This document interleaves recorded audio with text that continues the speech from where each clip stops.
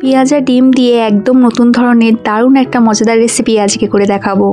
ঘরে থাকা সামান্য কিছু উপকরণ আর খুব কম সময়ের মধ্যেই এইরকম লোভনীয় টিফিন বা স্ন্যাক্স আইটেমটা রেডি হয়ে যাবে।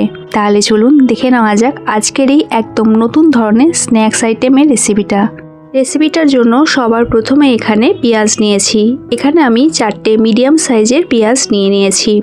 প্রতিটা পেঁয়াজ দুভাগে ভাগ করে নিয়েছি। আর কাটাটা একটু দেখে নেবেন, এইভাবে আড়াআড়িভাবে যতটা সম্ভব পাতলা করে কাটতে হবে। প্রতিটা পেঁয়াজের টুকরোগুলো এরকম আড়াআড়িভাবেই কেটে নিতে হবে, যাতে পেঁয়াজের স্লাইসের শেপগুলো সব একই মাপের হয়। কাটার পর পেঁয়াজের স্লাইসগুলো এরকম একটু হাত দিয়ে ছাড়িয়ে নেবো। আর এখানে আমার সব কটা পেঁয়াজই কাটা হয়ে গেছে। আলতো হাতে পেঁয়াজের স্লাইসগুলো এরকম একটু ভালো করে ছাড়িয়ে দেবো।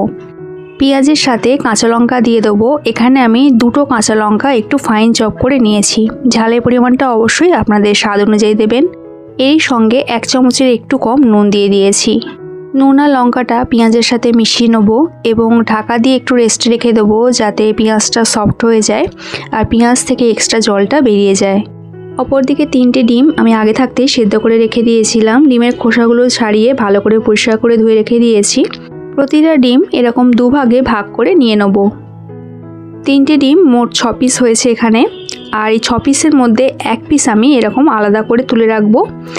এই ডিমের টুকরোটা আমি পরে ব্যবহার করব।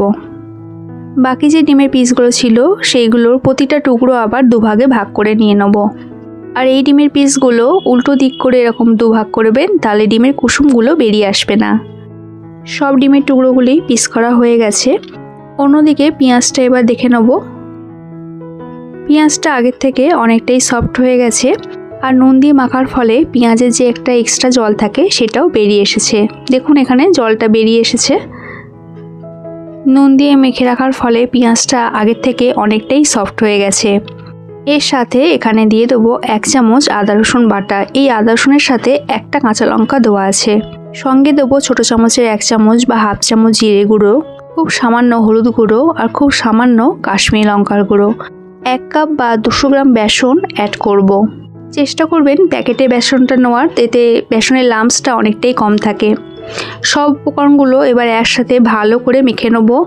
আর এই মাখার সময় আমি কিন্তু এখানে কোনো রকম জল ব্যবহার করিনি। আপনাদের যদি লাগে খুব সামান্য জল অ্যাড করতে পারেন, তবে এই মাখাটা কিন্তু একটু টাইট মাখা হবে। বেসনটা আমার এখানে খুব ভালো করে মাখা হয়ে গেছে। এর সাথে আমি এখানে দিয়ে দেবো একটু ধনেপাতা কুচো আর যে ডিমটা রেখেছিলাম সেই এই ডিমটা আমি এখানে গ্রেট করে দেবো। ডিমটা এরকম বেসনের সাথে ডাইরেক্ট মেশালে এটা একটা দারুণ মজাদার ফ্লেভারের স্ন্যাক্স হবে। আপনারা বানালেই বুঝতে পারবেন। ডিমটা এখানে আমার পুরোটাই গ্রেট করা হয়ে গেছে। এবার ডিম আর ধনেপাতাটা আবারও একবার বেসনের সাথে ভালো করে একটু মেখে নেব। নুন কিন্তু আমি আর দিইনি, আপনাদের যদি প্রয়োজন হয় তাহলে আরেকটু নুন এখানে অ্যাড করতে পারেন। বেসনটা আমার কমপ্লিট মাখা হয়ে গেছে। হাতটা ধুয়ে নিয়েছি। এবার একটু তেল নিয়ে 2টো হাতের তালুতে ভালো করে লাগিয়ে নেব। এরপর ওই বেসনের মিক্সচারটা থেকে পরিমাণ মতন পোরশন নিয়ে নেব। হাতের তালুতে রেখে এরকম একটু আলতো হাতে স্প্রেড করে নেব। এরপর ডিমের একটা পিস নিয়ে এই বেসনের মিক্সচারটার উপর রেখে দেবো। তারপর বেসনের মিক্সচারটা দিয়ে ডিমটা খুব ভালো করে মুড়ে নেব। ডিমটা কভার করতে মিক্সচারটা যদি কম মনে হয় আরেকটু মিক্সার নিতে পারেন, তবে এমনভাবে নেবেন যাতে পুরো ডিমটা ভালো করে কভার হয়। ডিমটা পুরো কভার হয়ে যাওয়ার পর হাতের তালুতে রেখে এরকম একটু রোল করে নিলেই একটা কিন্তু এখানে রেডি। ঘরে থাকা খুব কম উপকরণেই রেসিপিটা রেডি হয়ে যাবে। তাই এই রেসিপিটার আমি নাম দিয়েছি ডিম পেঁয়াজের রোল। এইভাবেই বাকি ডিমের পিসগুলো আমি বেসনের মিক্সচারটা দিয়ে কোট করে নেব। আর এখানে আমার প্রায় সব কটাই রেডি হয়ে গেছে। ভাজার জন্য তেলটা মিডিয়াম গরম করতে হবে এবং তারপর এগুলো একটা একটা করে ছেড়ে দিতে হবে। আমি প্রতিটা ব্যাচে 2টো করে রোলই দিয়েছি, এতে উল্টাতে পাল্টাতে সুবিধা হবে। 1 মিনিট মতন রেখে দেবো একটা সাইড হওয়ার জন্য, তারপর উল্টে পাল্টে দেব। ভাজাটা কিন্তু মিডিয়াম ফ্লেমেই করতে হবে, যেহেতু পেঁয়াজ আছে হাই ফ্লেম করলে পুড়ে যেতে পারে আর তাছাড়া ভেতরটা কাঁচাও থাকতে পারে। মিডিয়াম ফ্লেমে উল্টে পাল্টে নেবো যতক্ষণ না একটু লালচে রং ধরছে। 2.5 থেকে 3 মিনিট ভাজার পরেই দেখবেন এরকম একটা গোল্ডেন ব্রাউন কালার চলে এসেছে। আর আমার এখানে একটা ব্যাচে ডিমের রোল একদম রেডি। কি সুন্দর হয়েছে দেখুন। বাকি ডিম পেঁয়াজের রোলগুলো একই প্রসেসে ভেজে নেব, শুধু একটু খেয়াল রাখবেন মিডিয়াম ফ্লেমে এগুলো ভেজে নিতে হবে। তাহলে দেখতেই পেলেন কত সহজে চটজলদি ডিমের এই স্ন্যাক্সটা রেডি হয়ে গেল। বাড়িতে থাকা খুব কম উপকরণ দিয়ে কিন্তু এই রেসিপিটা রেডি হয়ে যাবে।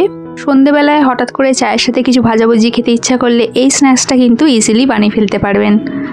ডিম পেঁয়াজের এই রোলটা শুধুই ভালো লাগে খেতে। আমি এগুলো সার্ভ করেছি একটু সস আর স্যালাডের সাথে। আমার আজকের এই স্ন্যাক্সের রেসিপিটা ভালো লাগলে লাইক কমেন্ট করবেন, আর আমার চ্যানেলে নতুন হলে চ্যানেলটা সাবস্ক্রাইব করুন রইল। দেখা হচ্ছে আবার এক নতুন রেসিপির সাথে। সবাই সুস্থ থাকবেন, ভালো থাকবেন।